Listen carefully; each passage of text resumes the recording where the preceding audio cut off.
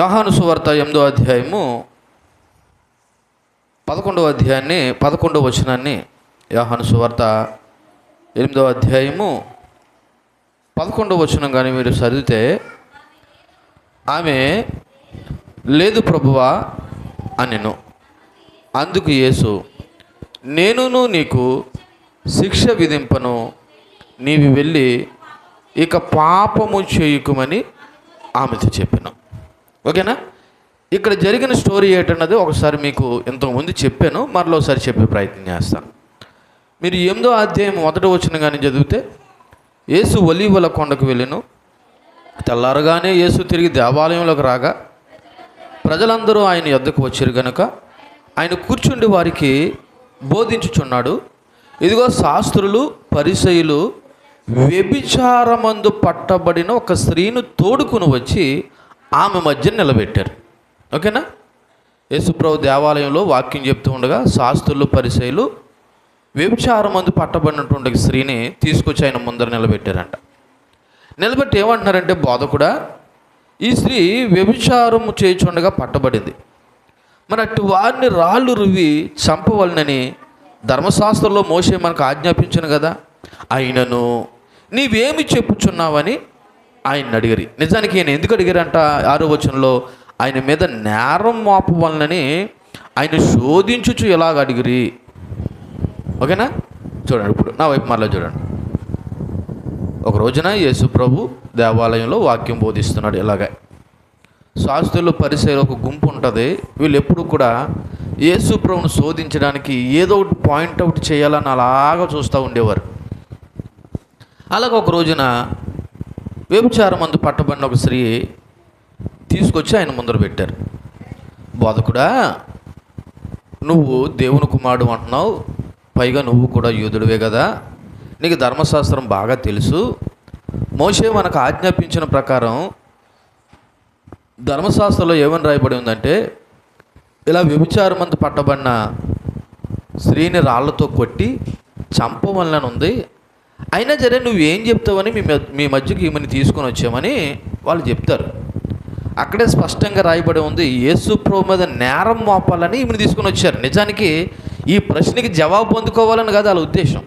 మనలో మనమాట, వ్యభిచారం చేస్తే ఓన్లీ ఆడదొక్కతే చేస్తుందా, అవతల పక్క ఇంకొకరు కూడా ఉంటారా? మరి ఆయన్ని ఎందుకు తీసుకురాలేదిల్లో? బహుశా ఆయన పారిపోయాడేమో, ఈమె దొరికిపోయిందేమో, ఇది ఒకటి.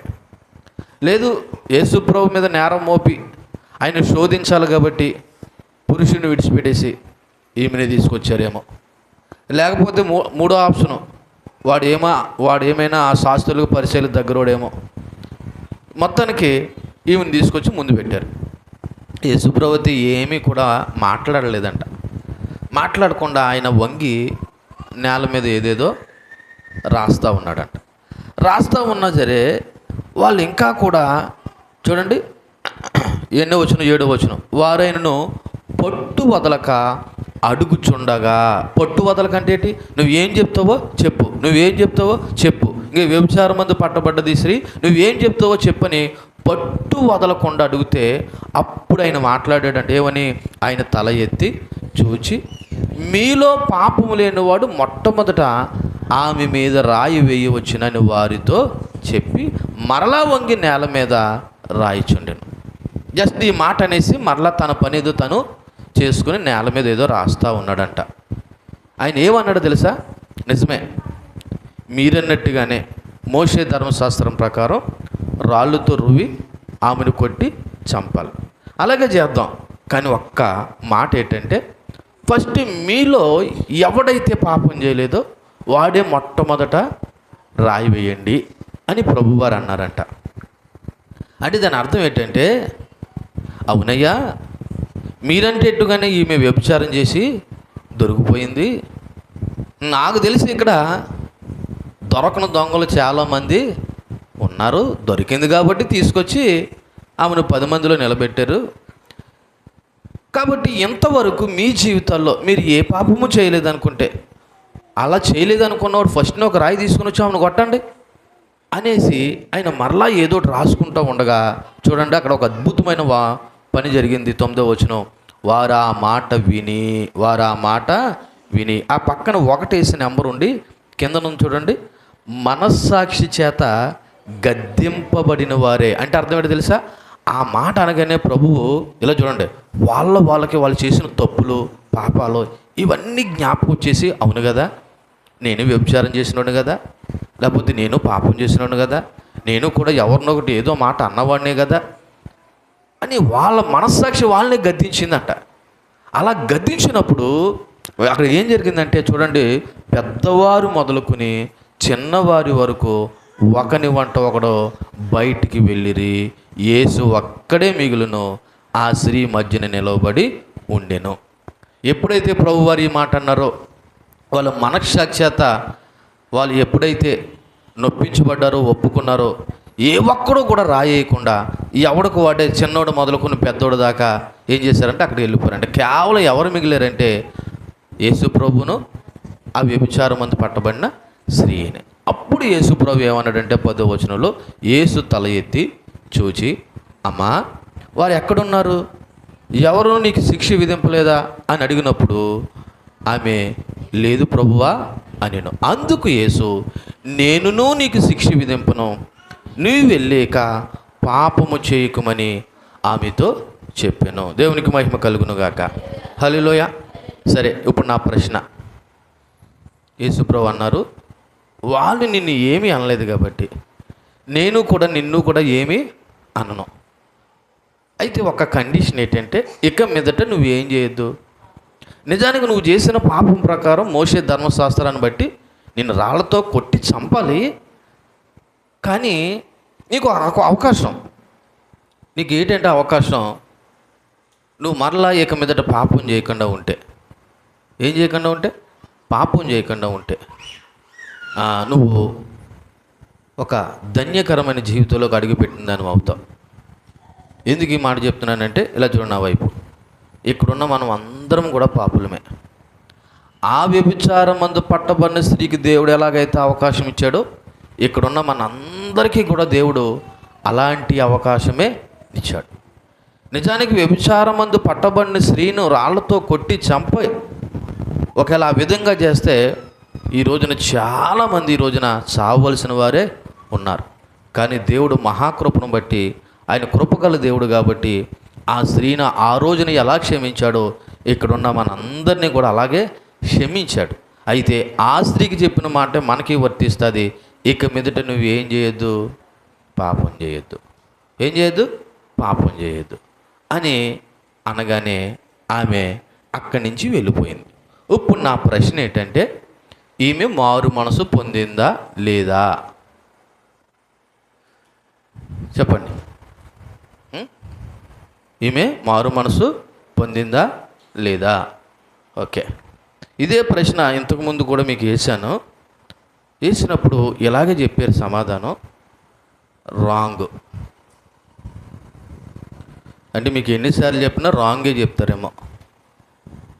ఈమె ఏం పొందిందా అని అడిగాను నేను, మారు మనసు పొందిందా లేదా. సరే, ఆ సమయానికి ఆమె మారు మనసు పొందిందో లేదో తెలియదు, కానీ ఆ సమయానికి ఆమె మారు మనసు పొందిందో లేదో తెలియదు, కానీ ఒక మాట అడుగుతున్నాను, ఆమె నిజంగా ఇక మీదట పాపం చేయకుండా ఉంటేనే మారు మనసు పొందినట్టు. అక్కడ జస్ట్ ఆమెకు ఒక అవకాశం దొరికింది, పాప క్షమాపణ దొరికింది. పాప క్షమాపణ దొరికినంత మాత్రాన మారు మనసు పొందినట్టు కాదు. యేసు ప్రభు చెప్పినట్టు ఇక మీదట పాపము చెయ్యకుండా ఉంటే మారు మనసు పొందినట్టు. నాకు తెలిసి ఈ తల్లి ఇక మీదట పాపం చేయకుండానే దేవుని కొరకు బ్రతికింది. లేదు, దేవుడిచ్చిన అవకాశాన్ని విడిచిపెట్టి మరలా వ్యభిచారమే చేసింది అనుకుందాం. ఇప్పుడు చెప్పండి, మారు మనసు పొందినట్ట పొందలేనట్ట? అంటే యేసుప్రభు ఇచ్చిన అవకాశాన్ని బట్టి వెంటనే మారు మనసు రాలేదు ఆవికి. మారు మనసు అనేది ఆ సమయానికి వచ్చినా ఇది అప్పుడుతో ఆగిపోయేది కాదు. ఇది భవిష్యత్తులో ఆమె చేసే పనిని బట్టి, లేదా బ్రతుకును బట్టి, లేదా ప్రవర్తన బట్టి ఆధారపడి ఉన్నదనే విషయం మనము గ్రహించాలి. అయితే ఇప్పుడు ఇంతకీ ఈమె మారు మనసు పొందిందా లేదంటే, ఆ క్షణాన అప్పటికి తెలియకపోయినా ఇక మీదట అనగా దేవుడు ఆ క్షమించిన తర్వాత ఆమె బ్రతుకును బట్టి మారు మనసు పొందిందని చెప్పచ్చు. ఇలా చూడండి, మీకు ఇంకా అర్థమయ్యేలా చెప్పాలంటే, ఇక్కడున్న మనలో ఒకరు ఏదో ఒక తప్పు చేశారు. తప్పు చేసినప్పుడు మనల్ని కూడా ఈదులో పెట్టారు. ఈదులో పెట్టినప్పుడు మంచి హృదయంతో వాడి గత బ్రతుకును బట్టి, వీళ్ళు అలటోడు కాదండి, ఎందుకో పొరపాటున ఎందుకు అలా జరిగిపోయింది కాబట్టి విడిచిపెడదాము, భవిష్యత్తులో ఇటువంటిది ఏమైనా జరిగితే తప్పకుండా వీడిని శిక్షిందాము అని ఒక అవకాశం ఇచ్చి వదిలేశారు. వదిలేసిన మరుసటి రోజే మళ్ళీ చేశాడు. ఈసారి ఏం చేస్తాం? తప్పకుండా వాడికి ఏమి ఇస్తాం? శిక్ష విధిస్తాం. ఎందుకంటే ముందు ఒక అవకాశం ఇచ్చాం, అయినా వాడు బ్రతుకు మార్చుకోలేదు, మరలా అలాగే చేశాడు. చేసినప్పుడు ఏంటి చేస్తారు? రెండోసారి శిక్షించాలని చూస్తాం. ఇప్పుడు ఈ వ్యభిచారం మందు పట్టబడిన స్త్రీకి దేవుడు ఒక అవకాశం ఇచ్చాడు. అయితే మారు మనసు పొందిందా లేదనేది తర్వాత ఆమె బ్రతుకును బట్టి తెలియపరచబడుతుంది. అందుకే ఇక్కడ ఒక మాటని మీకు చెప్పాలనుకుంటున్నాను. పాపాన్ని ఒప్పుకున్నంత మాత్రాన మారు మనసు పొందినట్టు కాదు, ఒప్పుకున్న దానిని విడిచిపెడితేనే మారు మనసు. దేవునికి మహిమ కలుగును గాక. పాపాన్ని ఒప్పుకున్నంత మాత్రాన మారు మనసు పొందినట్టు కాదు, ఒప్పుకున్న దానిని విడిచిపెడితేనే మారు మనసు. మరలా జ్ఞాపకం చేస్తున్నాను, అమ్మా నిన్నెవరు ఏమీ అనలేదా? లేదు ప్రభా.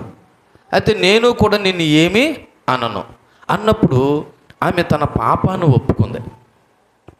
ఏమంది? తన పాపాన్ని ఒప్పుకుంది. ఒప్పుకున్న దానిని విడిచిపెడితేనే మారు మనసు. ఒప్పుకుని కప్పుపుచ్చుకుని మరలా చేసిందనుకో అది మారు మనసు కాదు. అందుకే సామెతల గ్రంథము 28వ అధ్యాయం 13వ వచనంలో ఏమని రాయబడి ఉన్నదంటే, సామెతల గ్రంథం 28వ అధ్యాయం 13వ వచనంలో, అతిక్రమములను దాచిపెట్టువాడు వర్ధిల్లడు, వాటిని ఒప్పుకుని విడిచిపెట్టువాడు కనికరము పొందును. దేవునికి మహిమ కలుగును గాక. ఇప్పుడు ఈ స్త్రీ తన అతిక్రమ పాపాన్ని ఏదైతే ఉందో ప్రభు దగ్గర నిజంగా ఒప్పుకుంది, కన్నీళ్లు విడిచింది. అయ్యా ఎంతమంది రాళ్ళతో కొట్టి చంపడానికి వస్తే వాళ్ళందరి నుండి నువ్వు నన్ను తప్పించడమే కాదు, నాకు మరొక జీవితం ఇచ్చావు, నేను నిన్ను సర్వదా నీకు రుణస్తురాలని చెప్పి ఆమె నిజంగా పశ్చాత్తాపం చెందింది, తన పాపాన్ని ఒప్పుకుంది. అయితే అక్కడతో జీవితం అయిపోలేదు. అక్కడ నుండి ఆమె బ్రతుకు మీదే తను మారిందో లేదో అనేది అర్థమవుతుంది. అంటే నేను చెప్పాలనుకున్న వర్తమానం పేరు ఏమిటంటే మారు మనసు. ఏంటండి?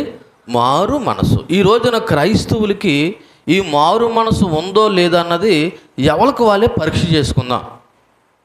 ఇక్కడ ఉన్న వారిలో ఎవరొకరు పేరు పెట్టి నువ్వు మారు మనసు పొందలేదని అన్నాను అనుకో, మీకు తెలుసా నేను మారేనే లేదో అని ఎదురు ప్రశ్న వేయచ్చు. అందుకే నేను నిన్ను అడగను, నువ్వు నాకు చెప్పొద్దు. దైవ లేఖనాల ప్రకారం అలా ఉంటే నువ్వు పొందినట్టు, అలా లేకపోతే పొందలేనట్టు. ఎందుకంటే మన అందరికీ వాక్యమే ఆధారం కాబట్టి ఇప్పుడు మరి ఇంతకీ ఏమో మారు మనసు పొందిందా లేదా అంటే, అప్పటికి ఆ క్షణాన పాపాన్ని అయితే ఒప్పుకుంది. ఆ ఒప్పుకున్న దాన్ని బట్టి విడిచిపెట్టి బ్రతికితే నిజంగా మారు మనసు పొందినట్టే. ఒకవేళ లేదు యథావిధిగా అలాగే బ్రతికిందనుకో ఆమె మారు మనసు పొందలేనట్టు. సరే, ఇప్పుడు నా రెండో ప్రశ్న ఏంటంటే, మారు మనసు అంత అవసరమా పాస్టర్ గారు? అవసరమే. ఎందుకు అవసరం అంటే, ఒకసారి ప్రభువారే తన పరిచర్య ప్రారంభంలో ఆయన చేసిన మొట్టమొదటి ప్రసంగం ఒకసారి మనం జ్ఞాపకం చేసుకుంటే, మత్తయి సువార్త 4వ అధ్యాయము 17వ వచనం. మత్తయి సువార్త 4వ అధ్యాయము 17వ వచనం. అప్పటి నుండి యేసు పరలోక రాజ్యము సమీపించున్నది గనుక మారు మనసు పొందుడని చెప్పుచు ప్రకటింప మొదలుపెట్టెను. దేవునికి మహిమ కలుగును గాక. ఎప్పటి నుండి అప్పుడు అనే ఇటువంటి మాటలు వచ్చిన ప్రతిసారి మనం ఎప్పుడు అనే ప్రశ్న వేసుకోవాలి.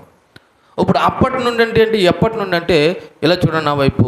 యేసు ప్రభువు 40 రోజులు ఉపవాసం ఉండిన పిమ్మట అపవాది చేత శోధింపబడుటకు ఆయన అరణ్యమునకు కొనుపోయిన తర్వాత దేవుడు ఆ అపవాదిని మరి గద్దించి వాడిని పంపేసిన తర్వాత దేవుని యొక్క దూతలు వచ్చి యేసు ప్రభువు పరిచర్య చేసిన తర్వాత ఆయన సువార్తను ప్రకటించడానికి పూనుకుని ఆయన చేసిన మొట్టమొదటి ప్రసంగము అంశం ఏంటంటే మారు మనసు.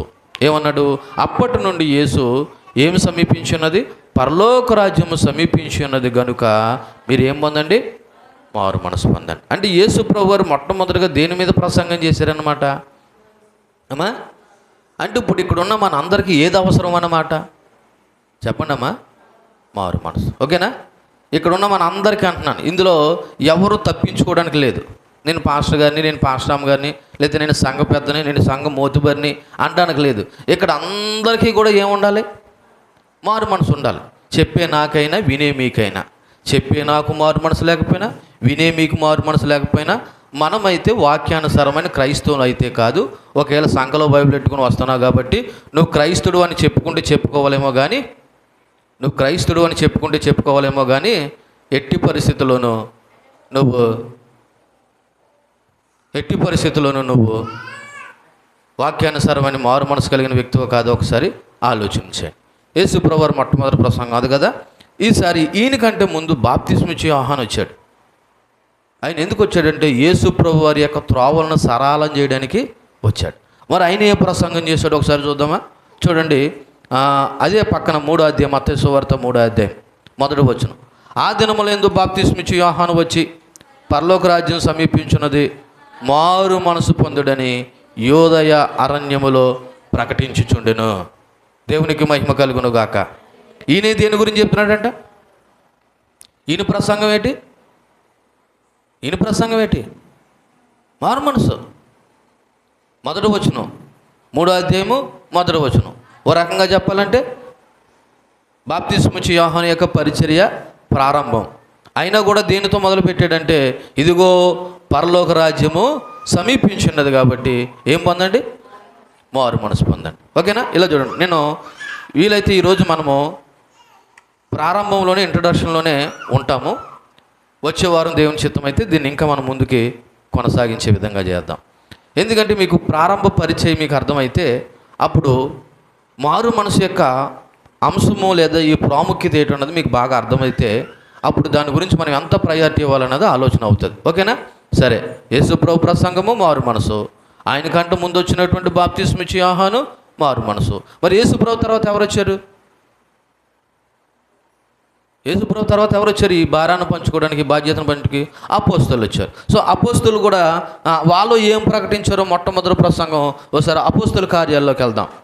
ఎందుకంటే అపోస్తల యొక్క ప్రారంభ పరిచర్య ప్రస్తావన ఎక్కడ వచ్చిందంటే ఒకసారి అపోస్తల కార్యాలు 2వ అధ్యాయము 37వ వచనం చదువుదాం. 2వ అధ్యాయము 37వ వచనం. వారు ఈ మాట విని హృదయంలో నొచ్చుకుని, సహోదరులారా మేమేమి చేతుమని పేతురును కడమ అపోస్తలుని అడగగా, పేతురు మీరు మారు మనసు పొంది. పేతురు గారి యొక్క ప్రసంగం పేరేం పేరు అమ్మా? అర్థమవుతుందా మీకు? యేసుప్రభు గారి ప్రసంగం మొట్టమొదటి ప్రసంగం మారు మనసు. ఆయనకంటే ముందొచ్చి వాక్యాన్ని ప్రకటించిన యోహాను యొక్క ప్రసంగము మారు మనసు. యేసుప్రభు తర్వాత ఈ బాధ్యతను అప్పగించినటువంటి అపోస్తలు అనబడుతున్న వారి యొక్క మొట్టమొదటి ప్రసంగం కూడా మారు మనసు. ఓకేనా? మీకు అర్థమైందా? ఈ అపోస్తల కాలం 2వ అధ్యాయంలోనే పెంతెకొస్తు పండుగ దినమందు పరిశుద్ధాత్మలు వాళ్ళ మీదకి వచ్చినప్పుడు పేతురు పరిశుద్ధాత్మ చేత వాళ్ళకు బోధించగా ఈ సుదీర్ఘమైన వర్తమానం విన్న తర్వాత అక్కడ ఉన్నవారు అడిగారంట, సహోదరులారా మేమేం చేయాలి అని అడిగారంట. అందుకు పేతురు ఏమని చెప్పాడు? మీరు చేయవలసింది ఏంటో తెలుసా? మీరు పాపక్షమాపణ నిమిత్తం ఏం పొందండి? మారు మనసు పొందండి. ఓకేనా? తర్వాత అపోస్తల తర్వాత ఈ బాధ్యతను అందుకున్నది ఎవరు? అపోస్తల తర్వాత ఈ బాధ్యత తర్వాత ఎవరు అందించుకున్నారు? అపోస్తలుడైనటువంటి పౌలు. చూడండి, అయినా కూడా ఏమని మాట్లాడాడో సరి అదే అపోస్తల కార్యాలు 17వ అధ్యాయము 30వ వచనం చదువుతాం. 17వ అధ్యాయము 30వ వచనంలో కూడా ఆ అజ్ఞాన కాలమున దేవుడు చూచి చూడనట్టుగా ఉండెను, ఇప్పుడైతే అంతటను అందరును మారు మనసు పొందవల్లని మనుషులకు దేవుడే ఆజ్ఞాపించుచున్నాడు అంటున్నాడు. దేవునికి మహిమ కలుగును గాక.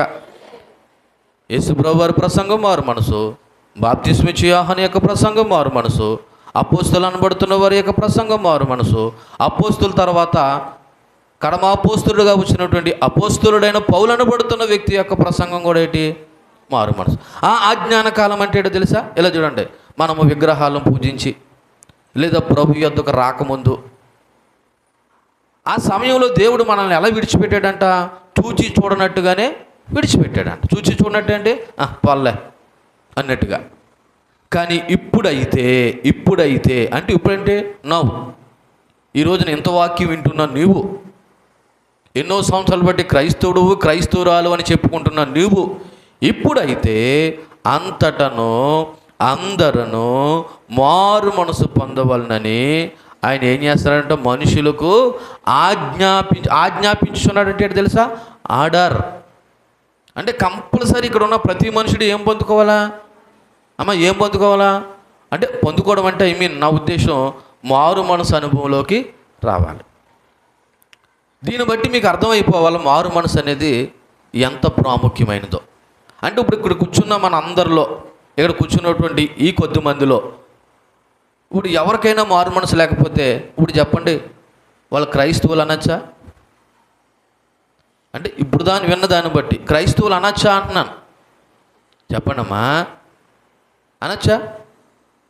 దేని బట్టి అనకూడదంటే మారు మనసు అనేది లేకపోతే నువ్వు క్రైస్తవుడు కాదు, క్రైస్తవురాలు కాదు.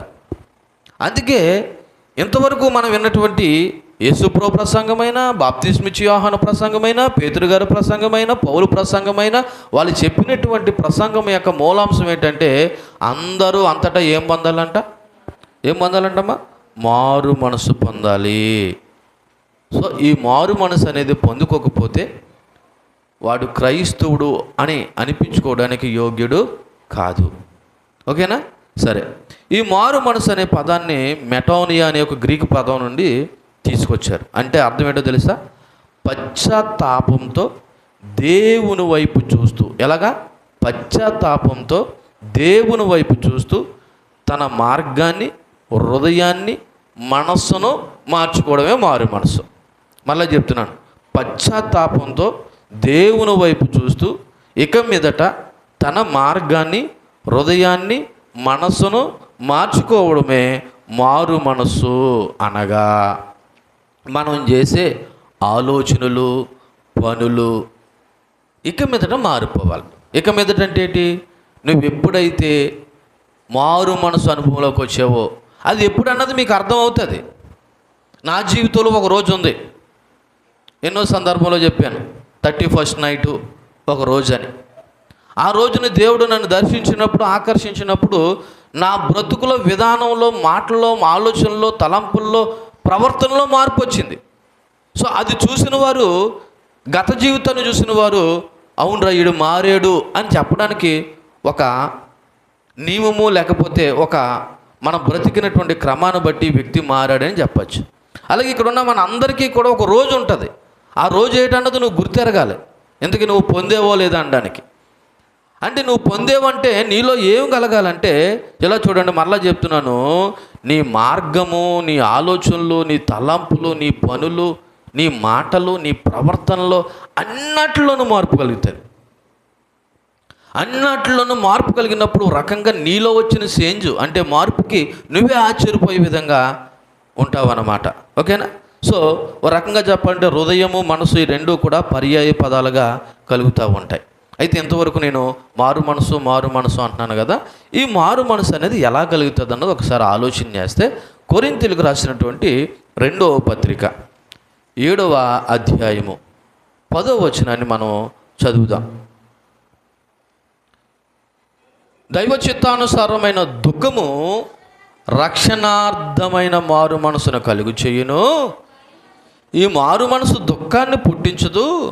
అయితే లోక సంబంధమైన దుఃఖము మరణమును కలుగు చేయును. దేవునికి మహిమ కలుగును గాక. హల్లెలూయ. ఇలా వైపు చూడండి, ఇక్కడ 2 రకాల దుఃఖాలు కనబడుతున్నాయి. ఒకటి దైవ చిత్తానుసారమైన దుఃఖము, రెండోది లోకానుసారమైన దుఃఖము. నా వైపు చూడండి, శ్రద్ధగా ఆలకించండి. ముందే చెప్పాను, ఈ మాటలు ఆలకించకుండా తర్వాత మీకు ఎంత మారిపోదామన్నా అయ్యే పని ఏం కాదు. ముందు మారాలంటే ముందు దేవుని మాటలు ఆలకించాలి. ఇక్కడ 2 రకాల మాటలు ప్రధానంగా, ఒకటి దైవ చిత్తానుసారమైన దుఃఖం అంట, రెండోది లోకానుసారమైన దుఃఖం. నా వైపు చూడండి, ఒక మనిషి చచ్చిపోతే ఏడ్చే దుఃఖాన్ని ఏమంటారంటే లోకానుసారమైన దుఃఖం. ఇక్కడున్న మీలో ఒకవేళ ఈ రాత్రికాల సమయంలో నువ్వు పశ్చాత్తాపంతో దేవుడి దగ్గర ఏడ్చావంటే అది దైవ చిత్తానుసారమైన దుఃఖం. అంటే ఇక్కడ నువ్వు ఏడ్చేటువంటి దుఃఖానికి కారణం ఎవరో కాదు, నువ్వే, నీ పాపమే. అర్థమైందా? ఒకవేళ నువ్వు ఇంటికాడ ఎవరైనా కొట్టినా తిట్టినా ఏదైనా మాట అన్నా, మన ఇంట్లో ఒక మనిషి పోయినా ఏడ్చావంటే అది లోకానుసారమైన దుఃఖం, దానికి కారణం ఉంది. కానీ ఇక్కడ నువ్వు ఏడ్చిన దానికి కారణం ఎవరో కాదు, నువ్వే. అంటే ఏంటి తెలుసా? నువ్వు చేసిన పాపమే, నువ్వు చేసిన పాపమే. నువ్వు పాపివి లేదా పాపాత్ముడివి అనే విషయం నీకు తెలిసినప్పుడు, నువ్వు దేవుడి దగ్గర నీ పాపాన్ని ఒప్పుకొని విడిచిపెట్టినప్పుడు ఆ రోజు నువ్వు ఏడుస్తావమ్మా. నా అనుభవాన్ని చెప్తున్నాను. ఒక చిన్న పిల్లోడు మాదిరి ఎక్కి ఎక్కి ఆడవడం మొదలుపెట్టాను. ఎందుకంటే దేవుడు నా పాపాన్ని గుర్తు చేస్తున్నాడు, నువ్వు ఎటువంటి వాడు అనే విషయాన్ని గుర్తు చేస్తున్నాడు.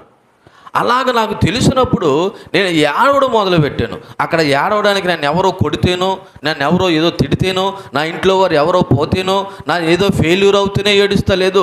నేను పాపిననే విషయం గ్రహించి నాలో ఒక రకమైన దుఃఖం కలుగుతుంది. దాన్నే దైవ చిత్తానుసారమైన దుఃఖం అన్నారు. దేవుని నామానికి మహిమ కలుగునుగాక.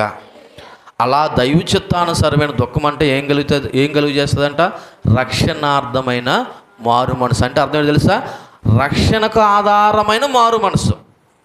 అంటే ఇప్పుడు మారు మనసు పొందితేనే రక్షణ. నేను తర్వాత చెప్పే అంశం ఏంటంటే రక్షణ. ఇప్పుడు నేను చెప్పే మాట మారు మనసు. మారు మనసు పొందినవాడే రక్షింపబడినవాడు. అర్థమైందా? మనం చాలామంది రక్షణ పొందుకున్నావా, రక్షణ పుచ్చుకున్నావా అంటారు. ఇది పుచ్చుకునేది కాదు, పొందుకునేది. అది కూడా నీ పాపాన్ని ఒప్పుకొని విడిచిపెడితే కలిగేది. దేవునికి మహిమ కలుగునుగాక. అక్కడ ఇంకో రకమైన దుఃఖం ఉంది. అది లోక సంబంధమైన దుఃఖం అంట. ఒకవేళ చూడండి, అలాగ ఏడవడం వల్ల ఏం కలుగుతుందంట? మరణం కలిగినని ఉంది. ఉదాహరణకి మన ఇంట్లో ఒక మనిషి పోయాడు, అలా ఏడుస్తా కూర్చున్నాం. నెల అయిపోయింది, 2 నెలలు అయిపోయింది, 3 నెలలు అయిపోయింది, ఏవి తింటలేదు. ఏడుపే ఏడుపు. అలా ఏడుస్తూ కూర్చున్నావు అనుకో, కొన్ని రోజుల తర్వాత నీకేమొస్తుంది? ఏమొస్తుంది? మరి ఏడ్చావు నిజమే, కానీ ఆ ఏడుపు వల్ల లాభం ఏమైనా ఉందా? అవసరమైతే నువ్వు చచ్చిపోతావు. కానీ దైవ చిత్తానుసారమైన దుఃఖం అని చూసారా, అది నీకు రక్షణార్థమైన మారు మనసునే కాదు, నీలో జీవాన్ని కూడా కలుగు చేస్తుంది. దేవునికి మహిమ కలుగునుగాక. హల్లెలూయా, హల్లెలూయా. కాబట్టి మనం ఒక్కసారి ఆలోచన చేయవలసిన విషయం ఏంటంటే, పాపాన్ని లేదా మన తప్పులను దేవుని ఎదుట ఒప్పుకోవడం అనేది జరగాలి. దేవుని నామానికి మహిమ కలుగునుగాక. అలా ఒప్పుకోకుండా నేను మారిపోయాను అని నువ్వు అనుకుంటే కాదు, నీ పాపాన్ని ఒప్పుకోవాలా. రెండోది ఏం చేయాలా? విడిచిపెట్టాలి. ఒప్పుకున్న దాన్ని ఏం చేయాలా? నేను మీ ప్రారంభంలోనే ఆ వ్యభిచారం అంతా పట్టబడిన స్త్రీని ఎందుకు జ్ఞాపకం చేశానంటే, దేవుడి దగ్గర ఆమె తన పాపాన్ని ఒప్పుకుంది. ఒప్పుకున్న ఆమె విడిచిపెట్టి కొనసాగితే మారు మనసు పొందినట్టు, ఒకవేళ ఒప్పుకున్న ఆమె విడిచిపెట్టకుండా మరలా కంటిన్యూ చేసింది అనుకో, ఏం పొందలేనట్టు? మారు మనసు. ఒకవేళ ఈ రాత్రికాల సమయంలో దేవుడు నిన్ను దర్శించి ఒకవేళ దైవ చిత్తానుసారమైన దుఃఖంతో నిన్ను కానీ ఒకవేళ బలపరిచినప్పుడు నువ్వు ఏడుస్తావు. మాకైనా ఉంది, ఏడ్చావు. ఏడిస్తే నువ్వు మారిపోయినట్టు కాదు. ఏడిచిన నీవు మందిరం నుండి బయటికి వెళ్ళిన తర్వాత నీ మరుసటి రోజు నుండి లేదా ఆ క్షణం నుండి నీలో కలిగేటువంటి ఒక రకమైన మార్పు నిన్ను చూస్తున్న వాళ్ళు గమనించాలి. ముఖ్యంగా నీకు అర్థం అవ్వాలి నువ్వు మారేవలేదన్నది. అర్థమైందా? అలాగా మనలో కలుగుతున్నప్పుడు మనం మారేమో అనే విషయం నీకు అర్థం అవుతుంది, చూస్తున్న వారికి కూడా అర్థం అవుతుంది. కాబట్టి ఒకసారి ఇక్కడ జ్ఞాపకం చేస్తున్నాను, దైవ చిత్తానుసారమైన దుఃఖము పరిశుద్ధాత్మ ప్రేరణతో వస్తుంది. దేవునికి మహిమ కలుగునుగాక. ఇది ఎవరో ఏడిపితే వచ్చేది కదా, ఇది పరిశుద్ధాత్మ ప్రేరణతో వస్తుంది. అది మన పరిస్థితులను బట్టి కాక మన పాప స్థితిని బట్టి వస్తుంది. దేని బట్టి? మన పరిస్థితులను బట్టి రాదు ఆ దుఃఖము. మన పాప స్థితిని బట్టి గ్రహించి దేవుని ప్రేమను కనుగోవడం ద్వారా, మన పాపాన్ని ఒప్పుకోవడం ద్వారా, పరిశుద్ధమైనటువంటి దేవుని క్షమించమని అడిగే ఒక రకమైన ప్రార్థన, అది దైవ చిత్తానుసారమైన దుఃఖము. ఇదే అసలైన పశ్చాత్తాపం. ఏదండి? ఏది?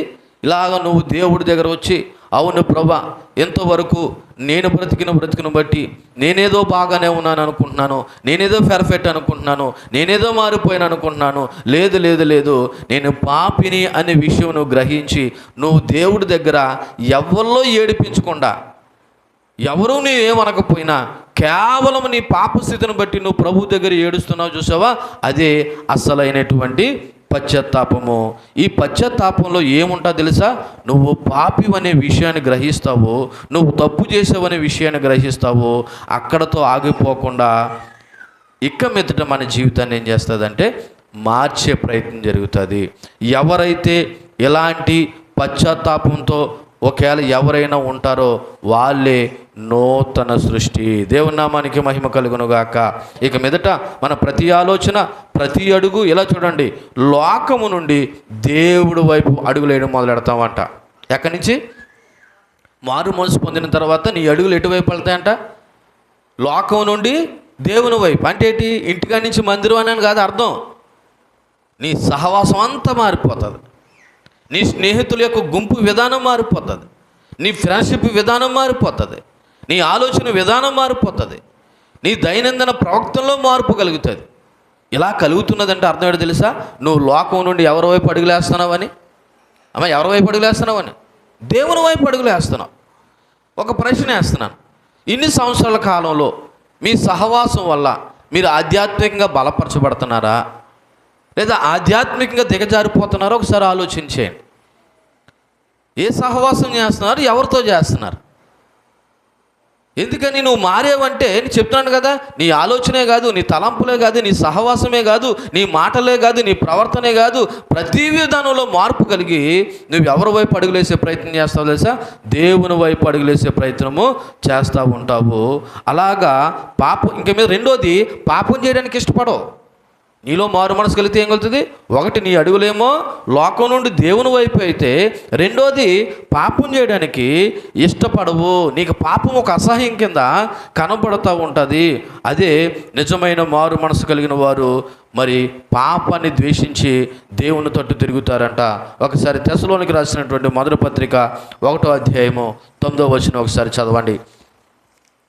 తెస్సలోనికి రాసినటువంటి మొదటి పత్రిక 1వ అధ్యాయం 9వ వచనం. మీ యొద్ద మాకెట్టి ప్రవేశం కలిగినో అక్కడ జనులు మమ్మను గురించి తెలియజెప్పుచున్నారు. మరియు మీరు విగ్రహములు విడిచిపెట్టి జీవం గలవాడును సత్యవంతుడగు దేవునికి దాసులగుటకు దేవుడు మృతుల్లో నుండి లేపిన యేసు, అనగా రాబో ఉగ్రత నుండి మనల్ని తప్పించుచున్న ఆయన కుమారుడైన యేసు పరలోకము నుండి వచ్చినని ఎదురు చూచుటకు మీరు ఎలాగూ దేవుని వైపు తిరిగితిరో. అంటే మనం ఏమవుతాం? మారు మనసు పొందినవాడు దేవుని వైపు తిరుగుతాడు. Turn back. లోకంలో నుండి దేవుని వైపు తిరుగుతాడు. దేవునికి మహిమ కలుగునుగాక. సో ఇక మీదట ఇలా చూడండి, కష్టాల్లోనూ ఇబ్బందుల్లోనూ వాడు దేవుని మీద ఆధారపడతాడు. మూడోది, ఒకటేమో మారు మనసు పొందిన వ్యక్తి లోకం నుండి దేవుని వైపు అడుగులు వేస్తాడు. రెండోది, వాడి జీవితంలో పాపం అనేది ఒక అసహ్యం కింద కనపడుతుంది. పాపం అంటే వ్యభిచారం అనుకోవద్దు. అప్పుడు దాకా వాడుకున్న ప్రతి దురలవాటు, తాగుపోతాడు అనుకో, ఇంకా మీదట తాగడం చిచ్చి అనిపిస్తుంది. ఒకవేళ సిగరెట్లు బిడ్లు కాల్చి చూడనుకో చిచ్చి అనిపిస్తుంది. ఇదేరా ఇప్పుడు తెగ్గాలు చేసావు కదరా, ఎన్ని రోజులు బట్టిని తెగ తాగేసావు కదరా అంటే, ఏమో తాగేసానేమో, కానీ ఇక మీదట నాకు అది అసహ్యం అంటాడు. ఎందుకంటాడంటే వాళ్ళు ఏం కలిగింది? మారు మనసు. ఒకటి దేవుని వైపు తిరుగుతాడు, రెండోది పాపాన్ని అసహించుకుంటాడు, మూడోది ఏం చేస్తాడో తెలుసా? వాడు కష్టాల్లోనూ ఇబ్బందుల్లోనూ ఎవరి మీద ఆధారపడతాడు? దేవుని మీద ఆధారపడతాడు. నాలుగోది చెప్తున్నాను, వాడి ప్రార్థన నిర్లక్ష్యం చేయడు. ఏం చేయడు? ప్రార్థన నిర్లక్ష్యం చేయడు. ఇకపోతే పూర్తిగా ఒక మాటలో చెప్పాలంటే ఐదోది, వాడు సహవిశ్వాసుల యొక్క సహవాసాన్ని ఇష్టపడతాడు. సహవిశ్వాసం అంటే ఏంటి? అంతకుముందు మారు మనసు పొంది ప్రభు దగ్గర భక్తిగా జీవిస్తున్నారు తెలుసా, వాళ్ళతో స్నేహం చేయడానికి చూస్తాడు. అంటే ఒక రకంగా చెప్పాలంటే వాడు ఫ్రెండ్షిప్ విధానం మారిపోతుంది, వాడి లైఫ్ స్టైల్ మారిపోతుంది, వాడి ప్రార్థన జీవితం మారిపోతుంది. కష్టాల్లోనూ నష్టాల్లోనూ ఇంతకుముందు వాళ్ళకి చెప్పాలి వీళ్ళకి చెప్పాలనుకుంటున్నాడు, ఇప్పుడు దేవుడు చెప్పాలనుకుంటున్నాడు. రెండోది, ఇంతకుముందు లోకానుసారంగా తిరిగాడు, ఇప్పుడు దేవుని వైపు తిరుగుతున్నాడు. రెండోదో, పాపం చేయడానికి వాడు ఇష్టపడలేదు, పాపం వాడికి అసహ్యం కింద కనబడుతుంది. ఇటువంటి లక్షణాలు మనలో ఉన్నాయంటే ఒకసారి ఆలోచన చేయండి, నువ్వు మారు మనసు పొందావని.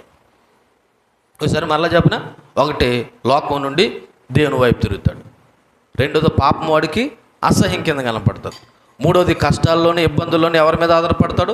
దేవుని మీద ఆధారపడతాడు. నాలుగోది ప్రార్థన ఎట్టి పరిస్థితుల్లోనూ నిర్లక్ష్యము చేయడు. ఐదోది వాడు తోటి సహవిశ్వాసుల యొక్క సహవాసాన్ని కోరుకుంటాడు. దేవుని నామానికి మహిమ కలుగునుగాక. హల్లెలూయా, హల్లెలూయా.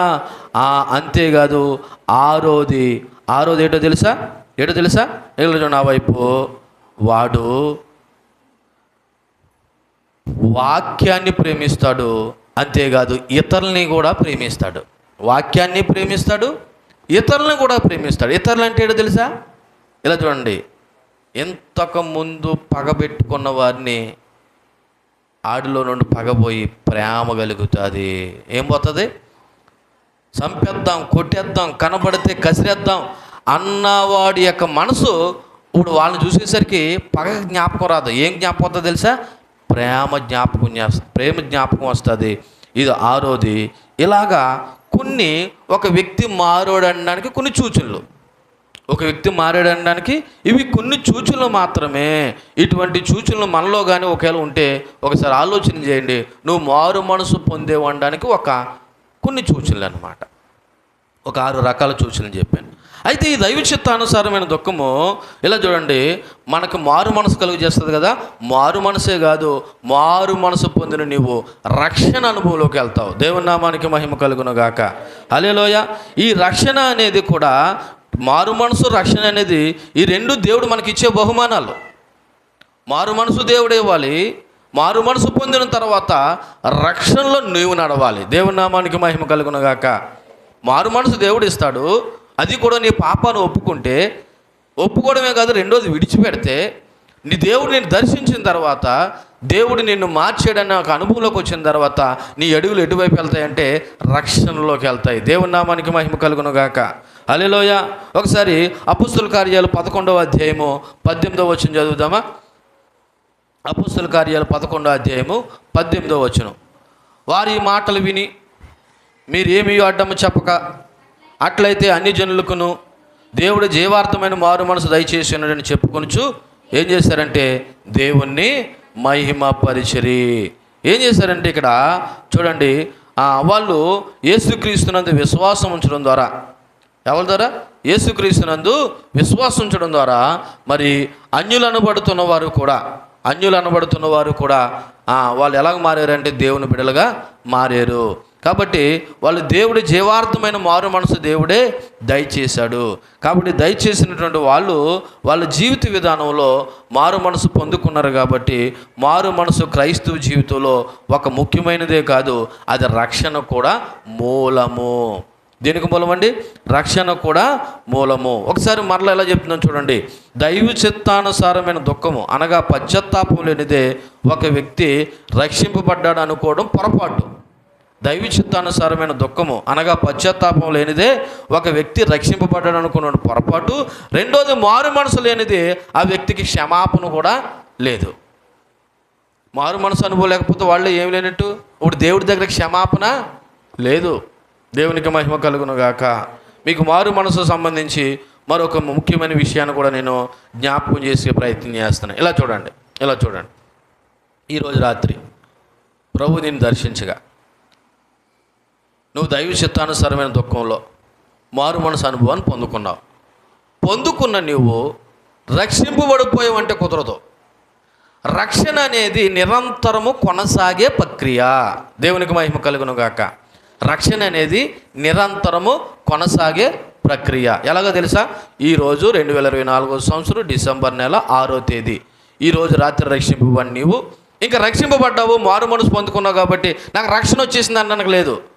నువ్వు చచ్చిపోయేంత వరకు ఈ రక్షణలో కొనసాగడమే ఇది నిరంతరమైనటువంటి ప్రక్రియ.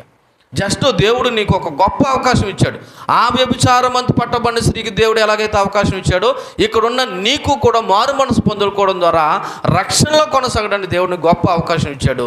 అయితే ఈ రక్షణ ఒక రోజుతో అయిపోయేది కాదు, ఇది నిరంతరము కొనసాగేటువంటి ఒక ప్రక్రియ అనే విషయం మనము జ్ఞాపకం చేసుకోవాలి. ఓ రకంగా మారు మనసు పొందినప్పుడు రక్షింపబడ్డాం అనేటువంటి మాట వాస్తవమే, అయినా అప్పటి నుండి నీ జీవితం ప్రారంభం అవుతుంది. హల్లెలూయా.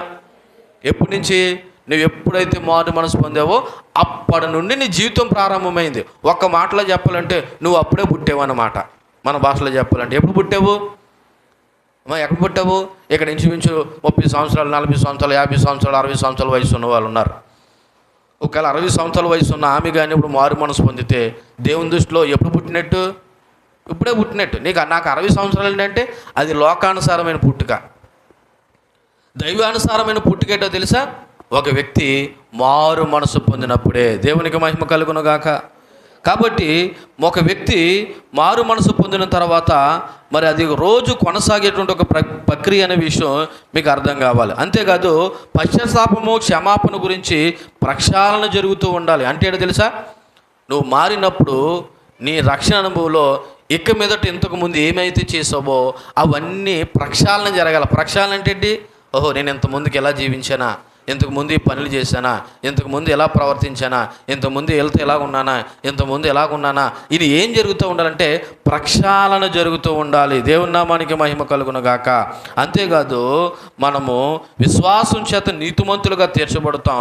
అంత మాత్రాన పశ్చాత్తాపం అనేది మినహాయించదు. కానీ బైబిల్లో మనకు స్పష్టమైనటువంటి రక్షణ ఒక మూలం ఏంటంటే దైవ చిత్తానుసారమైన దుఃఖము, మనకి మారు మనసు అనేది కలుగుతుంది. కాబట్టి ప్రతిరోజు మనం చేసే పాపాలను బట్టి దేవుని ఎదుట ఏం చెందాలంటే పశ్చాత్తాపం చెందాలి.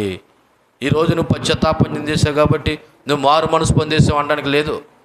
ప్రతిరోజు ఏంటండి, ప్రతిరోజు కూడా నువ్వేం చెందాలంటే ప్రభు దగ్గర నువ్వు చేసిన ప్రతి పాపాన్ని బట్టి పశ్చాత్తాపము చెందాలి. దేవుని నామానికి మహిమ కలుగును గాక. హల్లెలూయా, హల్లెలూయా. తర్వాత ప్రశ్నలోకి వెళ్తున్నాను. మారు మనసు పొందడం అంటే ఏమిటి? మారు మనసు పొందడం అంటే ఏమిటి? దేవుని నామానికి మహిమ కలుగును గాక. మీకు అర్థమవుతుందా? ఆలకిస్తున్నారా? ఆలకిస్తున్నట్టు నటించేసి మీరు ఉన్నారా? ఓకేనా? గమనించండి. నేను చూస్తున్నాను ఎవరు ఆలకిస్తున్నారు, ఎవరు ఆలకించట్లేదు, ఎవరు నిద్రపోతున్నారు. ఎంత గొప్ప భాగ్యాన్ని నిర్లక్ష్యం చేస్తే బహుశా నీ జీవితంలో మరలా నువ్వు మారు మనసు పొందుకోవడానికి చేతిలో నువ్వే నిర్లక్ష్యం చేసుకున్న దాని అవుతావేమో. నేను ముందే చెప్పాను, మారు మనసు అనేది ఊరికి నువ్వు కూర్చుంటే రాదో. ఫస్ట్ వినాలా, దేవుడు నిన్ను సంధించాలా, నిన్ను దర్శించాలా. ఓకేనా? గత బుధవారం నాడు చెప్పాను, లూదియా హృదయం ఏం చేయబడ్డదంట? తెరవబడ్డదంట. ఎప్పుడు తెరవబడ్డది? ఆమె ఆశ కలిగి వచ్చి కూర్చుని దేవుని వాక్యం కొరకు ఇష్టపడుతుంది కాబట్టి. ఆశ లేకుండా దేవుడు ఎవరి హృదయాన్ని బలవంతంగా చింపాడు. ఆశ కలిగి ఇక్కడ కూర్చుందాం. దేవునికి మహిమ కలుగును గాక. ఓకేనా? మారు మనసు పొందడం అంటే ఏమిటి? ఇలా చూడండి, మారు మనసు పొందడం అనేది ఒకరి జీవితంలో ఓ రకంగా చెప్పాలంటే యూటర్న్ అనమాట. యూటర్న్ అంటే ఇలా చూడండి, అంతవరకు వాడి జీవితంలో బ్రతికిన బ్రతుకు టోటల్గా దేవుని వైపు తిరిగి పూర్తిగా దేవుని కొరకు బ్రతకడమే మారు మనసు. ఇంకా చెప్పాలంటే ఒకవేళ విగ్రహారాధికుడైతే విగ్రహాల ఆరాధన నుండి దేవుని ఆరాధించడం మొదలవుతాడు. స్వయం సమృద్ధి నుండి క్రీస్తు సమర్థింపుకు వెళ్ళడం జరుగుతుంది. స్వయం పాలన నుండి దేవుని పాలన వైపుకి వెళ్తాడు. అంటే అర్థం ఏంటో తెలుసా? ఈ మాటలు మీకు అర్థం కాలేదేమో, మరలా చెప్తున్నాను. ఇలా చూడండి, విగ్రహారాధన నుండి క్రీస్తు వైపుకి వెళ్తాడంటే ఇది అర్థమైంది. స్వయం పాలన అంటే ఏంటో తెలుసా? వాడి జీవితంలో వాడి ఇష్టాన్ని నెరవేర్చుకోడు. ఇక మీదట ఏమంటాడు తెలుసా? ప్రభువా, నా జీవితంలో నీ ఇష్టమే అంటాడు అన్నమాట. అర్థమైందా? వాడి జీవితంలో ఎవరి ఇష్టాన్ని నెరవేర్చుకోడు? వాడి ఇష్టాన్ని నెరవేర్చుకోడు. అది వివాహం అవ్వచ్చు, వ్యాపారం అవ్వచ్చు, ఉద్యోగం అవ్వచ్చు, ఏదైనా పని అవ్వచ్చు, లేదా ఎక్కడికైనా వెళ్ళడం అవ్వచ్చు, ఏదైనా కార్యం అవ్వచ్చు. ప్రతిదీ కూడా ఎవరిని అడుగుతాడంటే దేవుణ్ణి అడుగుతాడు. ఎందుకంటే వాడి ఇష్టాన్ని కోరుకోడాడు. ఎవరి ఇష్టాన్ని కోరుకుంటాడు? దేవుని ఇష్టాన్ని కోరుకుంటాడు, దేవుని చిత్తాన్ని కోరుకుంటాడు, దేవుని వైపు తిరగడానికి ప్రయత్నం చేస్తాడు. విగ్రహారాధన నుండి దేవుని వైపు తిరుగుతాడు, స్వయం పాలన నుండి దేవుని పాలన వైపు తిరుగుతాడు. అంతేకాదు స్వయం సమర్థింపు నుండి క్రీస్తు సమర్థింపుకు మళ్ళుతాడు. అంటే ఏంటి తెలుసా? కొంతమంది వాళ్ళు చేసింది కరెక్ట్ అని సమర్థించుకుంటారు. వాళ్ళు చేసిందే కరెక్ట్ అని సమర్థించుకుంటారు. నువ్వు చేసేది కరెక్ట్ కాదు, బైబిల్ ఏం చెప్తుందో అది కరెక్ట్. దేవుని నామానికి మహిమ కలుగును గాక.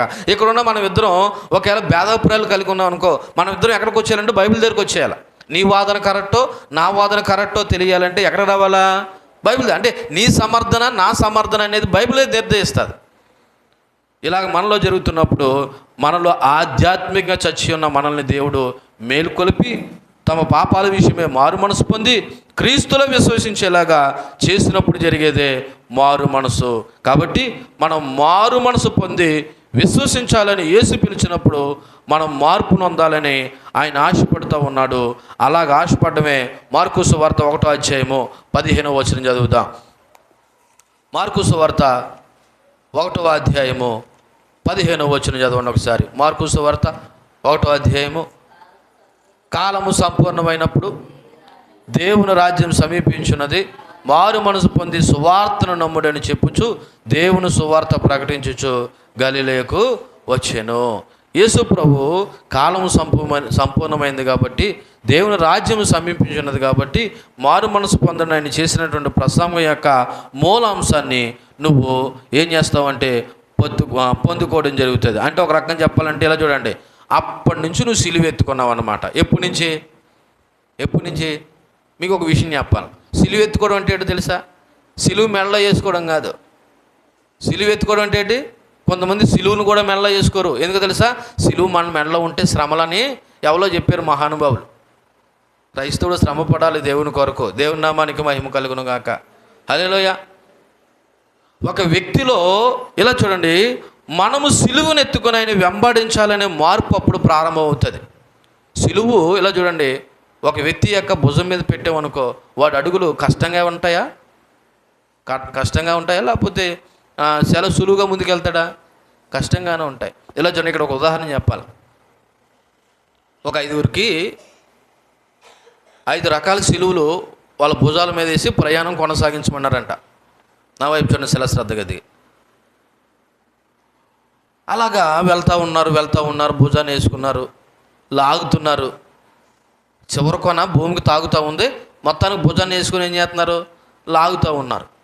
నాలాంటి బద్దకొసరు ఏం చేశాడంటే, ఎంతకాలం దీన్ని ఇలా లాక్కుని వెళ్ళడం, నా సిలువ నా ఇష్టం అని చెప్పేసి ఒక కత్తి తీసుకుని, సిలువ పొడవుగా ఉంటుంది కదా, ఆ కొన ఈ కొన పై కొన కాకుండా ఈ కింద కొన ఉంటుంది, అది పొడవుగా ఉంటుంది కదా, కొద్దిగా ఏం చేశాను? నరికేస్తే మిగిలిన నలుగురితో పోల్చుకుంటే నేను కొద్దిగా ఈజీగా పరిగెడుతున్నానండి. అంటే ఈజీగా అడుగులు వెళ్తున్నాయి. ఎందుకని? నాకు కొద్దిగా బరువా, సిలువు బరువు ఏమైంది? తగ్గింది. అలా మాత్రం ఎగ్జాక్ట్లీ ఆ నలుగురు కూడా వాళ్ళకి ఎంత అయితే సైజు సిలువు ఇచ్చారో ఆ సిలువునే భుజాన్ని వేసుకుని వెళ్తున్నారు. ఇప్పుడు వీళ్ళని చూసి చూసావా నేను ఎంత ముందు పోతున్నాను, మీరు మోతున్నారు సిలువ, నేను మోతున్నారని చెప్పేసి సంతోషపడిపోతూ ఉంటే ఇంకా కొద్ది ముందు దూరం వెళ్ళిన తర్వాత నాకు అనిపించింది, ఇంకో కొద్ది ముక్క నరికెత్తే ఇంకా వీళ్ళకంటే ముందుగా పోతాను కదని చెప్పేసి నా చేతిలో ఉన్న కత్తి తీసుకుని ఇంకో ముక్క నరికేశాను. అంటే ఇంకో ముక్క ఉంటే ఇంకో కొద్దిగా నరికేశాను. ఇంకా సిలువ ఏమైపోయింది? చిన్నది అయిపోయింది. వీళ్ళని చూసుకుంటే ఇంకా నేను రెచ్చిపోతున్నాను. ఎందుకో తెలుసా? వీళ్ళు ఇంకెక్కడో ఉన్నారు, నేను మాత్రం ఏదో సింపుల్గా భుజం మీద వేసుకుని పరిగెడేసినంత పని జరుగుతుంది. వీళ్ళ వైపు చూస్తుంటే వీళ్ళు నా దగ్గర రాలేరులే మధ్యలో, ఎందుకంటే వాళ్ళకి నాకు చాలా దూరం అందుకుని ఇలా పోతూ ఉన్నాను. వెళ్ళగా ఇక్కడి నుంచి మీరు కూర్చున్నంత పెద్ద లోయ ఒకటి వచ్చింది. ఇప్పుడు ఆ లోయ దాటుకుని వెళ్ళాలి. ఆ లోయ దాటుకుని వెళ్ళాలంటే నా దగ్గర ఉన్న ఆధారం ఏంటంటే సిలువ ఒకటే. అంటే మన భాషలో చెప్పాలంటే ఒక పెద్ద కాలువ గొట్టు, ఈ గొట్టు ఇక్కడ ఉన్నది, ఇంకో గొట్టు ఇంకో మీ దగ్గర కూర్చున్నది, ఈ మధ్యలో అంతా ఏంటనమాట కాలువ. ఇప్పుడు కాలువ దాటాలంటే సిలువ ఒకటి ఆధారం కనపడుతుంది. అయితే ఆలోచిస్తున్నాను ఎలా దాటాలి ఈ కాలువ అన్నప్పుడు వీళ్ళు వెనకాల మోసుకుంటూ వస్తున్నారు చూసావా, వాళ్ళు ఏం చేశారంటే వాళ్ళు కూడా వచ్చారు. మొత్తానికి వచ్చి ఆ కాలువ దగ్గర రాబోదికి ఎవడ సిలువ ఆ కాలువ మీద వేయగానే ఈ చివర ఆ చివర కరెక్ట్గా కాలువ జరిగిపోయింది. వాళ్ళు నడుచుకుని వెళ్ళిపోయారు. నేను మాత్రం నా సిలువ అందులో పెడిగానే ఆ కాలువలో ఏమైపోయిందంటే కొట్టుకుని పోయింది. ఇప్పుడు చెప్పండి, కాలువ దాటిన లెవెల్లో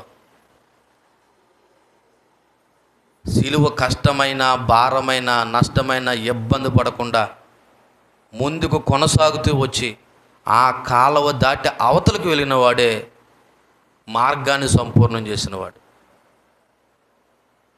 నేను సిలువ మోసాను, వాళ్ళు సిలువ మోసారు. కానీ నా కాడి బరువుగా ఉందని నేను ఏం చేసుకుంటూ వచ్చానంటే నరుక్కుంటూ వచ్చాను. ఈరోజు చాలామంది క్రైస్తవులు అలాగే ప్రవర్తిస్తున్నారు. ఏ శుభ్రం నమ్ముకుంటే మరి అంత భక్తిగా ఉండాలా, మరి అంత కఠినంగా ఉండాలా, ఏ శుభ్రం నమ్ముకున్నాం ప్రార్థనకి వెళ్ళి వచ్చేస్తున్నాం సాలదేటి అని ఏం చేసుకున్నారో తెలుసా? ఎవల ముక్కలు ఆలే నరుక్కుంటూ ఉంటున్నారు. ఒక రోజున నువ్వు మోసే సిలువ నిన్ను అవతల పక్కకే దాటించదు. ఎందుకో తెలుసా? నువ్వు మోసేది దేవుడిచ్చిన సిలువ కాదు. దేవుడిచ్చిన సిలువ నువ్వు ఏం చేసుకుంటూ వస్తున్నావు అంటే నరుక్కుంటూ వస్తున్నావు.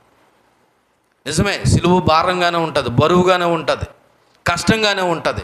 కానీ ప్రభు అంటాడు, అంతిమ వరకు ఎవడైతే కాపాడుకుంటాడో వాడే నిత్య జీవాన్ని పొందుకుంటాడు. మరణం వరకు లేదా ప్రభు వచ్చే వరకు సిలువ కష్టమైన, ఇబ్బంది అయినా, నష్టమైన ఏం చేయాలి? బయటతో పోల్చుకుంటే ఈ రోజున క్రైస్తవ జీవితాలు కొంత కష్టంగానే కనబడతాయి. ఎందుకని? నీతిగా ఉండాలి, న్యాయంగా ఉండాలి, యథార్థంగా ఉండాలి. అలా మాట్లాడకూడదు అంటారు, ఇలా మాట్లాడకూడదు అంటారు. ఎందుకు వచ్చిన బాధ బాబు, ఈ క్రైస్తవులు అంటే ఇలాగే ఉంటారు అని అన్న మాటలను బట్టి నువ్వు కృంగిపోయి ఒకవేళ నీ సిలువను నువ్వే సులకం చేసుకుంటే నష్టపోయేది ఎవరో కాదు, నువ్వే అనే విషయము గుర్తెరుగు. దేవుని నామానికి మహిమ కలుగును గాక. హల్లెలూయా.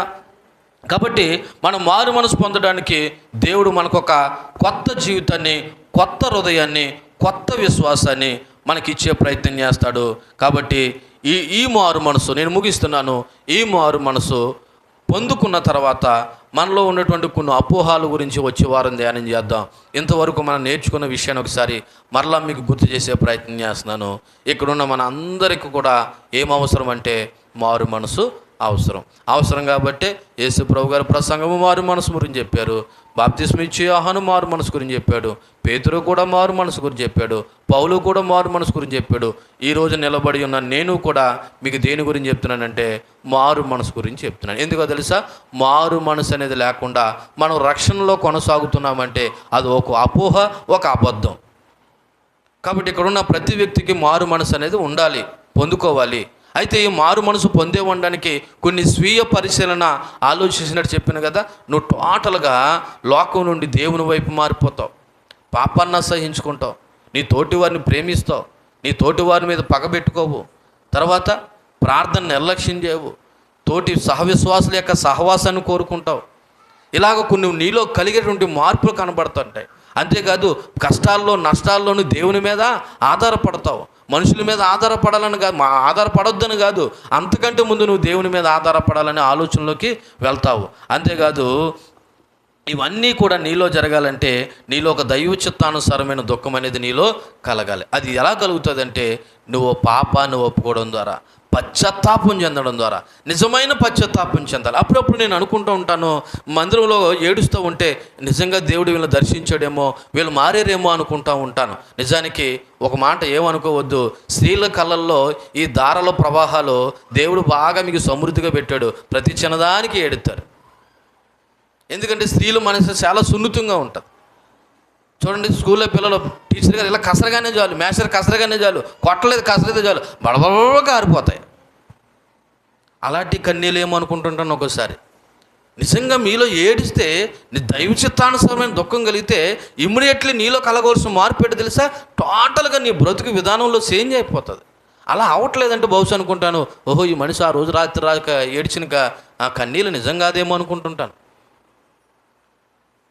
మగోళ్ళు ఏడరా అంటే సాధారణంగా మగోళ్ళు ఏడరు. మరి ఇదే సామెత ఎక్కడి నుంచి వచ్చిందో తెలియదు కానీ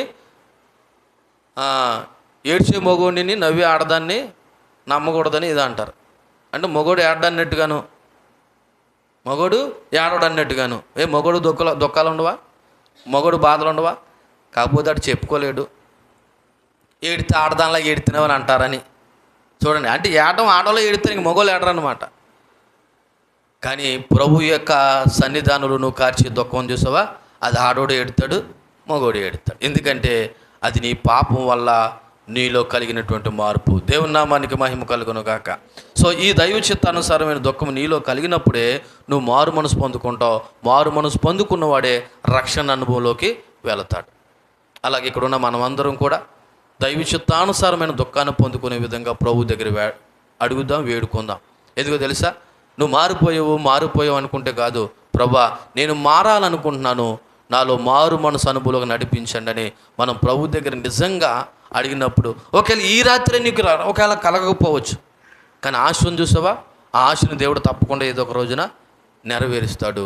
కాకపోతే నువ్వు ప్రభు దగ్గర ఎప్పుడు దర్శించినా నువ్వు ఒప్పుకోవలసింది నీ పాపాన్ని, నీ గత పాపాన్ని, నువ్వు చేసినటువంటి ప్రతి పాపము నీకు గుర్తు చేస్తూ ఉంటాడు. నువ్వు ఎప్పుడు ఏ సమయంలో ఏమీ పాపం చేసావో అన్నీ నీకు గుర్తవుతున్నప్పుడు నువ్వు ప్రతీది ప్రభు దగ్గర ఒప్పుకుని, అవును ప్రభా నేను చేశాను, కానీ ఇక మీదట నేను నీ కొరకు సాక్షిగా బ్రతుకుతానని నువ్వు ఏడ్చిన కన్నీళ్ళు ఉంటాయి చూసావా, ఆ రోజు నుండి నీ జీవితంలో ఒక గొప్ప మార్పు ప్రారంభమవుతుంది. ఆ మార్పే నిన్ను రక్షణలోకి నడిపిస్తుంది. అటువంటి మారు మనసు కొరకు ప్రార్థన చేద్దాం. దేవుడి మాటల మన ఇంట్లో దీవించును గాక. ఆమేన్. కళ్ళు మూసుకోండి.